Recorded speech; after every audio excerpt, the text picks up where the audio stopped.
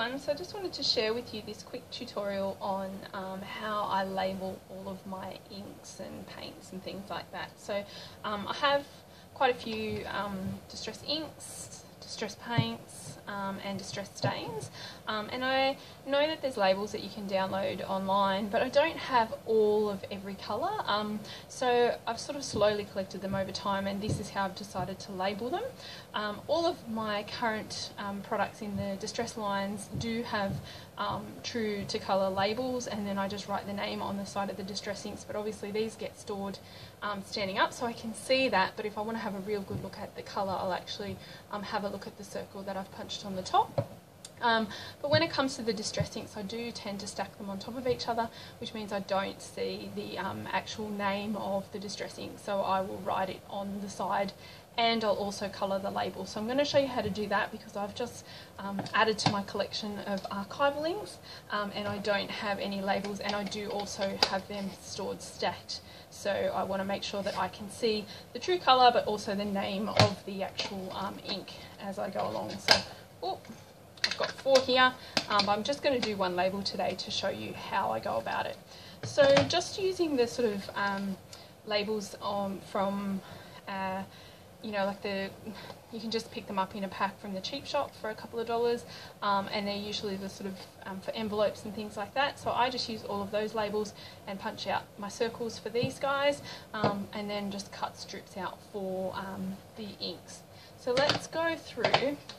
So I've already cut one in half here, obviously used it to build a label before, and what I do is just trim out half a label, and then I can trim it down to size later if I want to, and I just go along with the actual ink and just give it good coverage all the way along. Now I try to get rid of all the white if possible, because then that gives me a good indication of colour. So, and then I'll just pull that to the side to dry. I will do another one just so that you can see that again, just while I'm waiting for that blue to dry. Now if it's a really dark colour, so that one's quite dark, I'll actually get my white gel pen and write on it in white gel pen. If it's not a very dark colour at all, as some of the distress inks aren't, and then I'll write on it in a black gel pen. So it just depends on the colour and how well I think black is going to show up on that. So there's 2 of them, like so.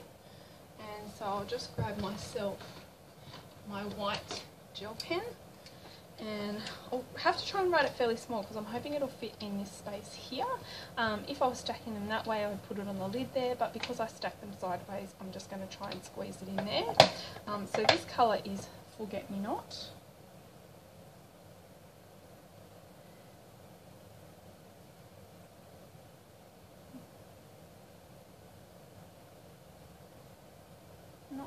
Now, if you let the inks dry fully, it tends to write better on there, and then because I'm going to try and squeeze it into that small space there, what I will actually do is trim it quite narrow.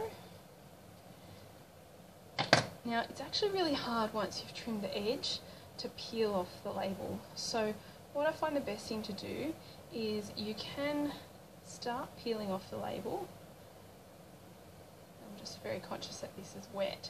I generally wait until they dry and then I'll do it. I'll do the sort of trimming and the writing and that kind of thing. So I do them in a sort of a staged approach where I'll do all of the inking first, then I'll go back to the first one, do the writing, and then I'll go back again. And so see how I peeled that off, and then I'm going to trim it, and then I'll go in and do the upside down so you can see better, and add that label like so. And I won't touch it so I don't smudge anything. And now all of a sudden I've got my label for my distress, my archival ink. I'm not sure you can see that, but it says Forget Me Not. And as they stack up, you'll get a true colour of what that ink looks like, and you'll also get the name of the ink. Okay, I hope you enjoyed this video, and thanks for watching.